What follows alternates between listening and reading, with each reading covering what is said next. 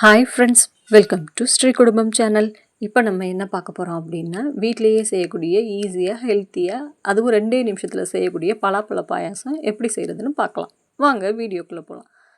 தேவையான பொருட்கள்: நெய், முந்திரி பருப்பு, கிஸ்மிஸ், ஏலக்காய் தூள், தேங்காயை பல்லா இது மாதிரி நறுக்கி வச்சுக்கணும், நாட்டு சக்கரை, பலாப்பழத்தை பொடிசாக நறுக்கிக்கணும், தேங்காய் பால் 2 கப்பு தேவை.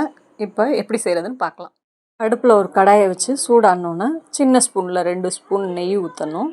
நெய் காஞ்சதுக்கப்புறம் முந்திரி பருப்பு போட்டு நெய்யிலேயே வறுக்கணும். பொன்னிறமாக வர்ற வரைக்கும் வறுத்துட்டு அதை தனியாக தட்டில் எடுத்து வச்சுக்கணும். கிஸ்மிஸையும் அதே மாதிரி நெய்யில் போட்டு வறுத்து எடுத்து வச்சுக்கணும். அடுத்து பல்லாக நறுக்கி வச்ச தேங்காயை வறுத்து எடுத்து வச்சுக்கணும். மீதி இருக்கிற நெய்யிலேயே அந்த பலாப்பழத்தையும் போட்டு நல்லா கொஞ்சம் வதங்க விடணும்.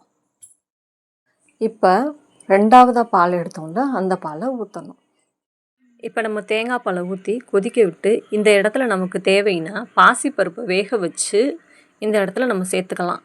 நான் 2 நிமிஷத்தில் செய்யணும் அப்படிங்கிறதுக்காக நான் போடலை. இப்போ 1/2 கப்பு நாட்டு சக்கரை சேர்த்து நல்லா கொதிக்க விடணும். நல்லா கொதித்து வரும்போது இந்த பக்குவத்தில் தான் இருக்கும். இப்போ நம்ம முதலாவது எடுத்த தேங்காய் பால் நல்ல திக்கான பால் எடுத்து வச்சுருப்போம்.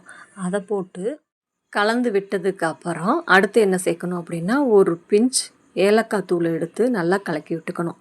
நான் செஞ்சது மண் சட்டிங்கிறதுனால எனக்கு நுரக்கூடிடுச்சு. அதில் கிஸ்மிஸ், முந்திரி, தேங்காய் எல்லாத்தையும் போட்டு நல்லா கலக்கி அடுப்புலேருந்து இறக்கி எடுத்து வச்சிட்டோம் அப்படின்னா நம்மளோட ஹெல்த்தியான டேஸ்டியான பலாப்பழ பாயாசம் ரெடி.